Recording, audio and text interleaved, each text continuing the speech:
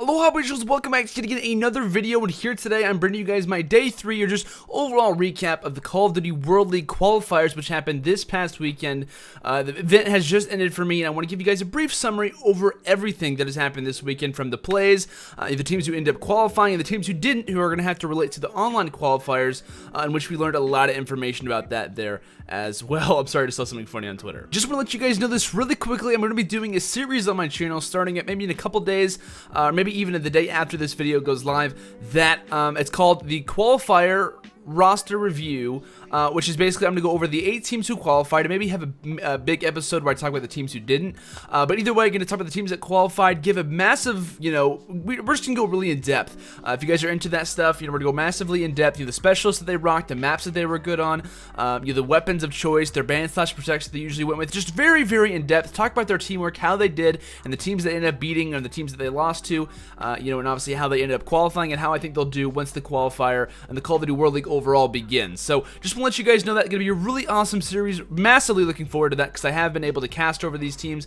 not at the Call of Duty World League level, but watching them in GBs tournaments a lot, and yeah, I'm just really excited to be able to do that for you guys, and just wanted to let you all know that there as well. Alright, now it is time to talk about which teams qualified and how everything went down, basically in a short summary. So how it all worked: the NA obviously is going to have 12 spots overall for their league, and we actually found out 8 spots through this tournament. As far as the EU goes, they're going to have 10 overall spots, and 4 spots were guaranteed for teams who competed this weekend. As far as the ANZ goes, they had 8 overall spots and 4 spots to compete with for this tournament. As far as the other spots, where are those teams and how are those teams going to solidify their spot? That's going to be in an online qualifier that's going to be held on the 14th of December through the 16th of December on different days, and I believe there's going to be a massive online tournament, a lot of hype around that as well to decide those last couple of spots. A massive opportunity for any of those teams. There's a lot of money going down for sure. So I want to let you guys know that information.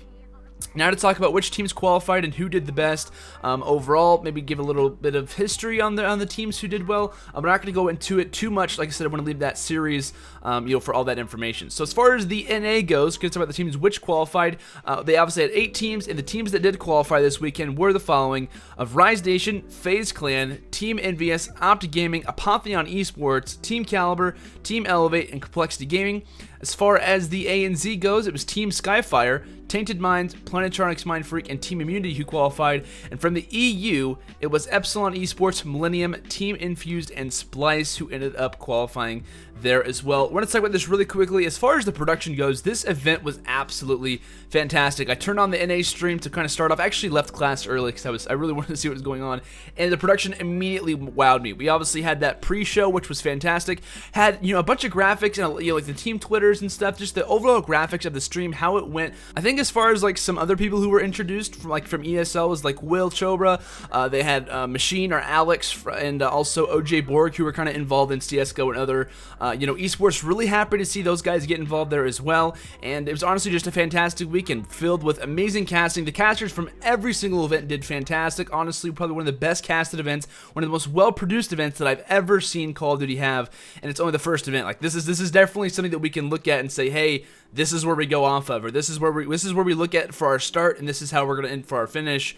It's going to be hard to beat that event, to say the least. There were a couple issues with CODcaster, not ESL or anything that was involved with them. Just some issues there with them. Had a couple audio issues here and there, but they fixed them pretty easily and pretty quickly, I would say, and ultimately it was just a well-rounded, fantastic event to watch, and I'm sure also to spectate for everyone. So we're not going to go super in depth with why, which match went where, and kind of like my group or my day 1 summary. If you guys watched that or not, I did a massive summary over day 1, some highlighted plays there as well, if you guys are interested. But as far as Group A goes, kind of like a little bit of a summary. Major surprise to me was definitely E6 Gold not performing. They hadn't really practiced a whole lot online, didn't really take that into consideration, but they just did not look good at all. Their first matchup they lost to Apotheon. Massive surprise from a lot of different people. Thought AES would compete, but I did not think that E6 Gold would end up losing that matchup, end up losing that game 3-0, and Apotheon would move on, later lose to Opti Gaming. But the massive story, obviously, was E6 Gold not performing, and Apotheon doing much better than everyone probably predicted. I've been casting over AES a lot. They've been grinding like crazy, and I'm really excited to see that squad, obviously qualify, alongside of Opti Gaming. Everyone predicted OG to most likely make it through. If you didn't, you're most likely crazy. OG ended up 3-0ing and then 3-1ing.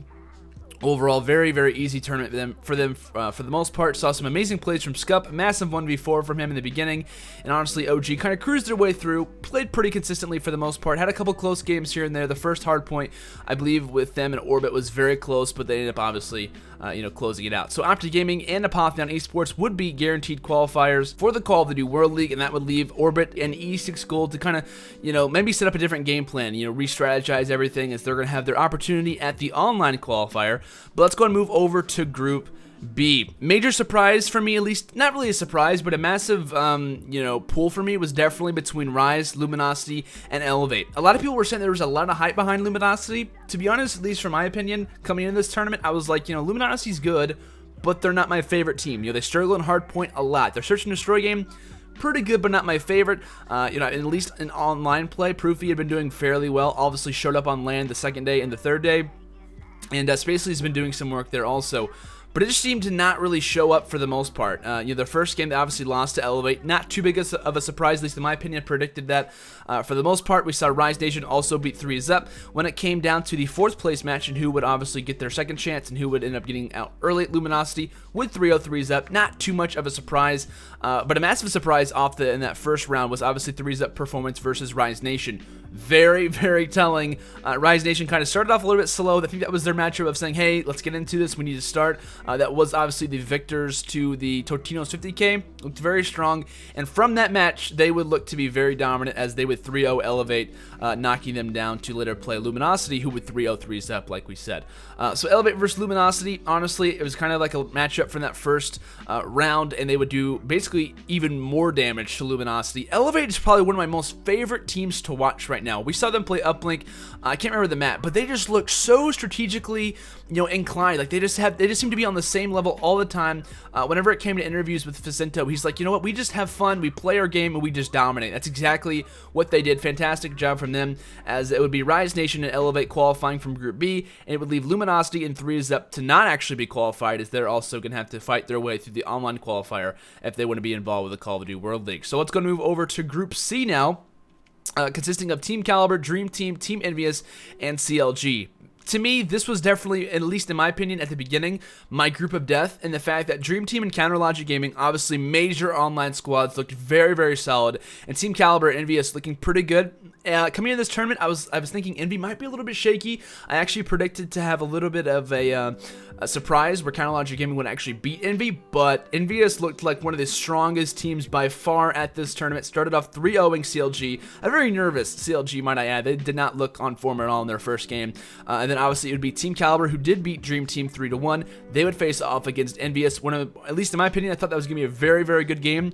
Envy came out even stronger, 3-0 TK as well, making them look like a very easy squad to beat, and that would be obviously Envy spot guaranteed. And then it would be Dream Team versus Counter Logic Gaming, who would play against Team Caliber. It would end up being narrowly Counter Logic Gaming who would beat Dream Team. But in that game, CLG versus DT, it came down to the final game, obviously Game 5, and actually was down to a 1 versus 1, Chino versus Methods, when Chino actually pulled out the HDXD car to kind of get Methods, who was defusing the bomb, and obviously Methods had flak jacket, so the HDXD car can't do anything to him, and he ended up defusing the bomb. Chino felt really bad about it, and that would obviously move on CLG to play Team Caliber. It diffuses it.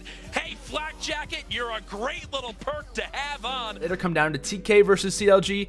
Fairly close game, 3-1, but CLG only managing to most likely take the search and destroys. They're a very good search team, really hype plays from them overall, but it just did not happen for them. But from Group C, it would be Envious and TK, who obviously walked away, and it would leave CLG and DT to kind of fight their way back through the online qualifiers there as well. For our last group, for the Call of Duty World League qualifiers, it would be FaZe Clan, Happy Hour, Complexity, and Nation to fight it out. Pretty standard for the most part. FaZe Clan beating Happy Hour 3-0, Cole beating Nation 3-1. Not too crazy to say the least, but FaZe Clan versus Cole, probably one of my most favorite matches to watch. FaZe narrowly took out Complexity. Coming into this tournament, would have kind of reversed that. Thought Cole would take this tournament, or at least this bracket, excuse me, pretty easily for the most part, and that did not happen. Obviously, they ended up losing to FaZe Clan. Very strong, looked pretty solid throughout the entire tournament for FaZe. Come down to the 4th place matchup between Happy Hour and Nation. Nation or Happy Hour, but it would be able to knock out Nation 3-1, and then it would come down to Cole versus Happy Hour, the last match of the entire qualifiers, and it would be Cole 3-0ing Happy Hour. Not really a surprise at all to me, meaning that it would be Cole and FaZe who would qualify from Group D, and it would be Happy Hour and Nation who would have to fight through the online qualifier to obviously try to qualify for Season 1. Obviously, we just did go over the NA stuff. Honestly, I don't know too much about the EU or the ANZ to kind of go over that stuff in general. We already talked about the players, the teams, excuse me, who did end up qualifying for them. Not a major surprise, I would say, from the EU, but obviously there was some fantastic viewership, actually, for the European stream. I believe they had over the total of NA viewership. They actually had around 70K. I think the NA maybe hit 50 or 60K at the most, which this event wasn't really that hyped up. Like, no one was really tweeting it out. At least no one was kind of tweeting out to kind of prepare everyone. There was no production, at least in the fact of letting everyone know that there's a tournament coming this weekend, not, hey, we're having a tournament right now. Like, you know, it's a major deal to kind of remind everyone and say, hey, we have a massive tournament to decide spots in the Call of Duty World League. That just wasn't really announced too much until the day before, so kind of sad to see that. But either way, had some pretty good viewership this weekend. EU, never seen that before where they've had that many viewers where there's not been an NA team involved. So happy for the EU. There was a lot of people kind of comparing and saying, yo, you know, we have the better teams in the NA, even though EU was saying, oh, we have the better viewership. It's like, you know what, let's just be happy that we had great viewership overall. There was a massive turnout for Fab. I think they have a major player on their team named Barca, who obviously the Fab guys were constantly supporting them there as well. Had some fantastic plays for the EU as well. There was a massive CTF play, I want to say from Gun Elite. I think that was against Vice, which that series went to a Game 5. Vice would end up closing that one out. But it was just a fantastic plays overall throughout the entire event, and I'm really, really happy that the EU got some amazing viewership along with the NA. I think the ANZ got some pretty good numbers here and there. Obviously not the most because of their community size, but we could see them grow as well. Really, really fantastic event. Cannot compare this one to another one because this one is better. I would say that. At least in production value, casting quality, a matter of different things. Black Ops 3 is set to be a fantastic year, and this was the perfect way to set it up. So that's going to kind of do it. Like I said, guys, make sure to stay tuned for my qualifier roster review coming up most likely in the next couple of days to go majorly in depth with the top 8 NA teams who did qualify from this weekend. Gonna go, like I said, really in depth. I know I can't say that enough, but we're gonna have long videos talking about which specialists, a lot of different stuff like I already mentioned, that will be going down. So guys, thank you so much for watching this video. If you guys did enjoy it or learn anything new, make sure to hit that like button, and also make sure to subscribe for future videos regarding stuff like this. So that'll be it, guys. Thank you so much for watching this video once again. I'll see you all in the next one. Have a fantastic day, and until next time, peace out.